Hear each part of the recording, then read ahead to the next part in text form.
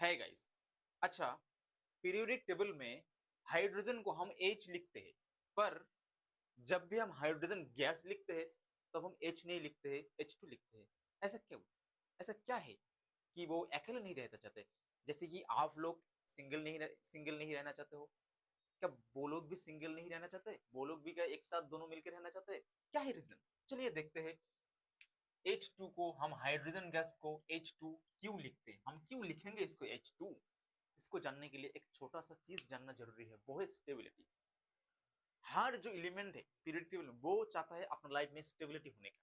ठीक है, जैसे भी हो किसी भी तरह अपन को स्टेबल होना है। ठीक है, जैसे हम लोग स्टेबिलिटी होना चाहते हैं ऐसे ही।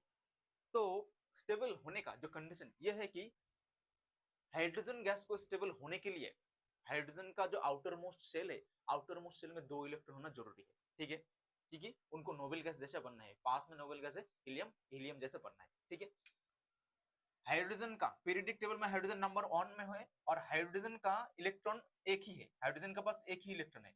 तो हाइड्रोजन के पास अगर एक इलेक्ट्रॉन होगा तो हाइड्रोजन और एक इलेक्ट्रॉन चाहिए हाइड्रोजन को, है ना? क्योंकि हाइड्रोजन की आउटर मोस्ट शेल में दो इलेक्ट्रॉन चाहिए, पर हाइड्रोजन के पास तो एक ही इलेक्ट्रॉन है ना। पीरियोडिक टेबल में हाइड्रोजन नंबर वन पे, तो हाइड्रोजन के पास एक ही इलेक्ट्रॉन है, तो हाइड्रोजन को चाहिए और एक इलेक्ट्रॉन।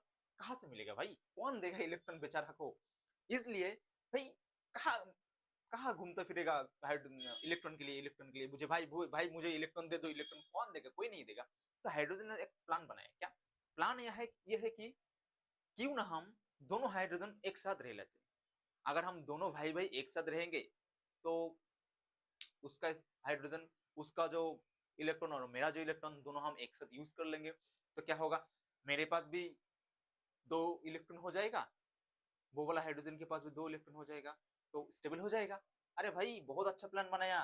तो ये वाला हाइड्रोजन इसको क्या बताया, भाई हाइड्रोजन तुम्हारा इलेक्ट्रॉन मुझे दे दो। एक दिमाग खराब है, मैं तुम्हें इलेक्ट्रॉन दूं, मुझे चाहिए भाई। फायदा है आपका, क्या फायदा है?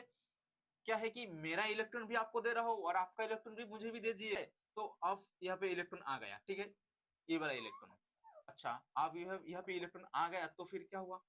तो अगर हम दोनों इलेक्ट्रॉन की यूज कर लेंगे तो मेरे पास दो इलेक्ट्रॉन आ गया ना, नोबेल गैस जैसे स्ट्रक्चर हो गया ना मेरा। इसी तरह ये वाला हाइड्रोजन के पास भी तो दो इलेक्ट्रॉन हो गया ना, उसका भी तो नोबेल गैस वाला स्ट्रक्चर आ गया, हीलियम वाला स्ट्रक्चर। अरे भाई क्या चाहिए, दोनों को तो यही चाहिए था ना, किसी भी तरह दोनों के पास दो इलेक्ट्रॉन आ जाए बस। अब दोनों ने यूज कर ले। शेयरिंग करना बहुत ही अच्छा है, जितना भी शेयरिंग करोगे अपना लाइफ में उतना आगे बढ़ोगे, है ना? तो इसलिए हाइड्रोजन और हाइड्रोजन के पास एक बॉन्ड रहता है और वो कभी भी अकेला नहीं रहता है, वो हाइड्रोजन H2 फॉर्म में रहता है ताकि उनको स्टेबिलिटी मिल जाए। आशा करता हूँ आपको ये टॉपिक समझ में आ गया होगा। Thank you for watching this video.